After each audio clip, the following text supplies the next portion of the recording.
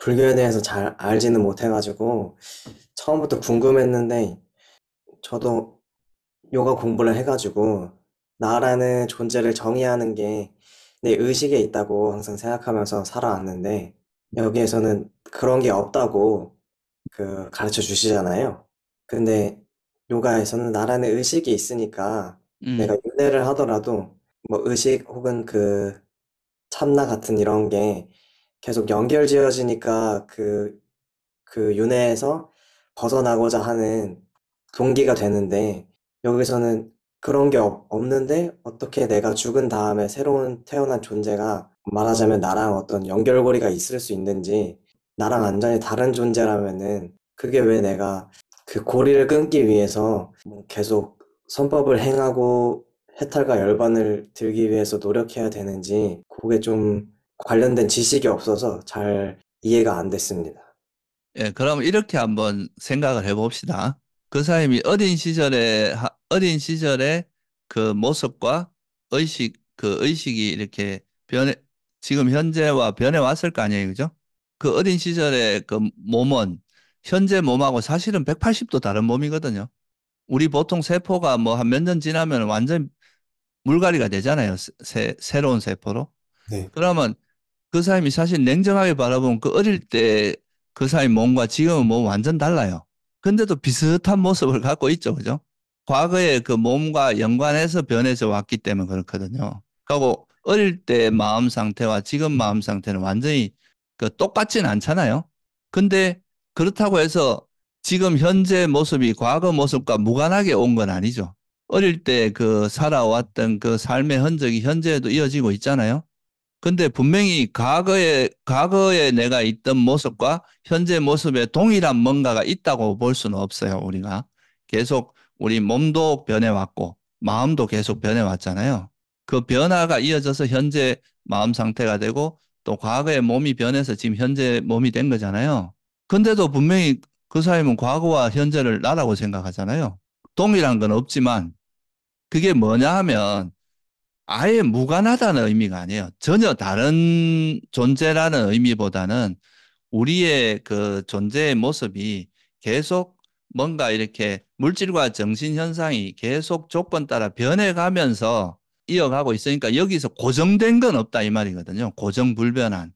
계속 변화의 연속이고. 그러고 변화할 때 그냥 변화하는 게 아니라 내가 현재 의식도 과거에 내가 이전에 일으켰던 마음 상태와 연관된 마음이 일어나는 거지 전혀 무관하게 일어나지 않을 거 아니에요.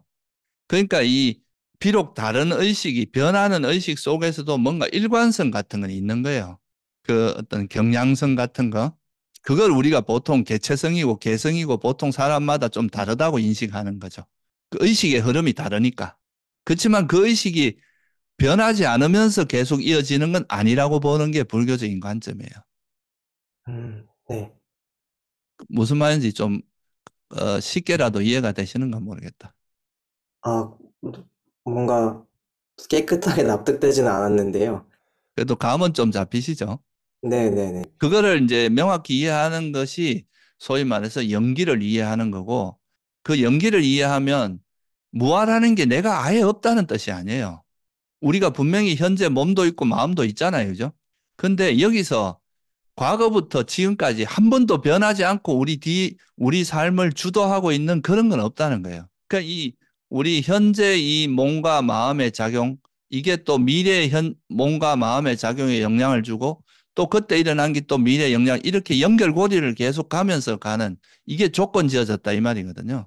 그러면서 이제 앞에 마음과 연관해서 뒤에 마음이 일어나니까 그 나름대로 마음의 일관성이랄까? 네. 그런 거는 거의 좀 있는 거겠죠, 완전히. 그래서 네. 나름대로 그 사람과 사람이 구분되는 존재, 왜냐하면 의식의 흐름이 다른 거니까. 그런 건 있지만 그 의식 속에서 뭔가 변하지 않고 항상 하는 그런 고정된 우리 삶을 주체로서 막 컨트롤하는 그런 건 없다고 보는 거예요. 그런 게 없기 때문에 우리 의식의 지금 안 좋은 의식이 흘러가면 그 만약에 탐욕이나 성냄 이런 의식이 흘러가면 이게 우리를 계속 우리 마음을 계속 괴롭게 한다는 우리를. 그러니까 이게 없는 마음 상태는 또 이 고통에서 벗어나게 하니까 우리가 이런 고정된 게 없기 때문에 변화시킬 수 있는 겁니다. 이 의식을 올바른 쪽으로 변화시키면 우리 의식이 이제 행복하게 만드는 쪽으로만 흘러갈 거 아니에요. 변화되어 나갈 거 아니에요. 그게 어떻게 보면 수행이라고 보시면 돼요.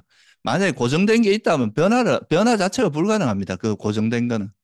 아, 그러면은 또 질문이 있는데요. 네네. 그거는 제가 연기에 대해서 조금 더 공부를 해야지 완전하게 이해가 될 것 같고, 네, 그건 맞습니다. 이건 좀 공부를 좀 하셔야 돼요. 네.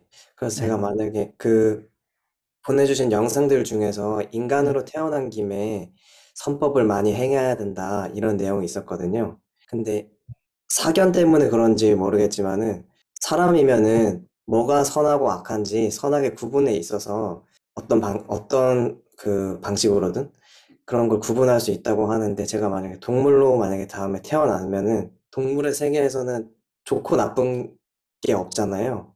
그럼 그 상태에서는 그냥 랜덤하게 계속 생이 반복되다가 우연히 인간으로 태어나는 건지 아니면은 그 과정에서도 어떤 선법과 불법의 구분이 있는 건지 그게 좀 궁금합니다. 예, 우리가 그 선한 마음과 불선한 마음이 이제 있다는 거는 그러니까 마음은 그냥 우리가 대상을 만났을 때 그게 적절하게 움직이는데 그게 반응을 하는 거니까 그죠? 동물도 어떤 대상이 나타나면 반응을 하고 사람도 반응을 하는데 단지 사람으로 태어난 존재들은 좀 그것이 이런 마음을 쓰면 우리에게 괴로움이 일어나고 이런 마음을 쓰면 이제 괴로움에서 벗어날 수 있다는 그런 거에 대해서 알 수 있는 그런 지혜가 좀 있는 거예요. 네, 그런 걸 배워서 익히고 할 수 있는 지혜가 있는데 동물의 세계는 그런 지혜가 우리가 객관적으로 이제 뭐 예를 들어서 IQ가 다르잖아요, 동물은. 네, 뭔가 학습할 수 있는 정도의 IQ가 안 되잖아요, 대부분의 동물들이. 네, 그러니까 뭐 금방 눈앞에서 죽는 그걸 보고도 또 그 똑같이 오고 이런 게 이제 지능이 낮은 동물들은 그런 걸 학습할 수 있는 능력이 안 되기 때문에 그런 건데, 그러니까 그 자기들이 하는 행위가 이게 나한테 유리한 건지 나쁜 건지 이런 것도 모르고 그냥 행하기 때문에 그게 이제 계속 문제가 반복되는데, 그래도 이제 동물들 같은 경우에 사람과 가까이 하는 동물들 있잖아요. 네, 뭐 애완견이라든가 뭐 이런 사람들은 그래도 뭐 동물을 남을 잡아먹거나 이런 것도 덜 하게 되고 또 사람 곁에 있다 보면 사람들에게 충성하는 그런 게 또 굉장히 큰 선업이 되기도 하거든요. 네. 그런 게 이제 그런 업들이 쌓이면 그게 다음 생에는 그래도 인간으로 태어날 좀 더 나은 존재로 태어날 수 있는 가능성이 좀 높아지는 거죠. 그러니까 그거는 거의 자기의 능력이라기보다 주변에 좋은 인연을 만나서 그게 이제 자기를 상승시켜주는 그런 게 좀 더 가깝다고 볼 수 있어요. 아, 네, 예를 알겠습니다. 들면 부처님 당시에 그런 일화가 있는데 부처님께서 이렇게 자선하는 모습을 보고 옆에 있는 원숭이가 똑같이 따라하면서 이제 같이 있다가 그게 이제 뭐 다음 생에 좋은데 태어나는 조건이 되기도 하고 또 뭐 절에서 맨날 그 스님들이 연불 하는 목소리만 듣고 사는 그 동물도 있을 거 아니에요, 그죠? 네, 그런 것도 말은 뭔지 몰라도 그런 연불 가락이 우리 마음을 좀 편안하게 해주는 건 있잖아요. 동물들도 그런 걸 느낄 수 있거든요. 그러면 또 그런 것이 또 선업으로 작용해서 다음에 마음을 편하게 해주니까. 그래서 보통 이제 우리가 불교에서 볼 때도 이제 뭐 개나 이런 동물들이 그래도 인간으로 태어날 가능성이 가장 높다고 이야기하는 그 종류의 동물 중에 하나예요. 그래서 뭐 그렇게 보면 되지 않을까 싶습니다. 네. 아, 그리고 하나만 더, 네, 네, 네네. 말씀하세요. 저는 뭐, 무와 이런 거를 제식으로 되게 간편하게 이해해 버렸는데, 그러니까 지금 내가 생각하거나 내 몸이, 지금 내가 갖고 있는 내 몸이 내 게 아니라, 좀 빈약해서 말하면 내 몸과 정신을 관장하고 조종하는 무언가가 있고, 그래서 지금 현재 상태의 내 몸과 내 생각이나 이런 것들은 내 게 아니다. 이런 식으로 그냥 이해해 버렸는데, 그거는, 잘못된 건가요? 예, 그거는 이제 정반대 이야기인데, 우리가 자유롭게, 우리 스스로 판단하고 하는 그런 능력이 있어요, 우리는. 근데 그게 뭔가 뒤에 우리 마음이나 이런 거 없이 우리를 뒤에서 관장하는 뭔가 자아라는 또는 나라고 하는 실체가 있어서 그런 게 아니라 네, 우리 마음에, 예를 들면 제가 이제 그 사람한테 이런 법을 가르쳐 주는 것도 하나의 조건이 되잖아요. 정보를 전해주니까 그걸 네. 들으면 그걸 듣고 아 이게 맞다 하면 또 그런 방향으로 노력을 하는 것도 그 사람의 마음이 바뀌는 거 아니에요. 아, 네. 그런 과정을 거쳐서 우리가 또 예를 들어서 그 사람이 되게 나쁜 사람을 만났어요. 나쁜 친구. 사기꾼 같은 사람을 만나서 그 말을 듣다 보면 그게 현혹돼가 또 그쪽으로 흘러갈 거 아니에요? 네. 그러면은 그게 또 그 사람 의식에는 주로 나쁜 마음들이 일어날 거란 말이죠. 네. 이런 게 서로 조건으로 서로 영향을 받으면서 사람을 이렇게 마음이 변해가는 과정을 이야기하거든요. 그러니까 그거는 그런 말을 예를 들어서 내가 하는 말을 듣고 그 말이 일리가 있다. 저건 들을만하다. 이걸 판단하는 주체는 누굽니까? 그 사람의 마음일 거 아니에요. 그러니까 이거는 내가 선택하고 내가 나름대로 할 수 있는 건 있는데 이게 고정된 게 아니라 이 마음이 변하면서 상황에 맞게 이제 계속 변해가면서 한다는 거지. 내가 아예 못하고 누가 뒤에서 우리 삶을 조정한다 이런 개념은 아니에요.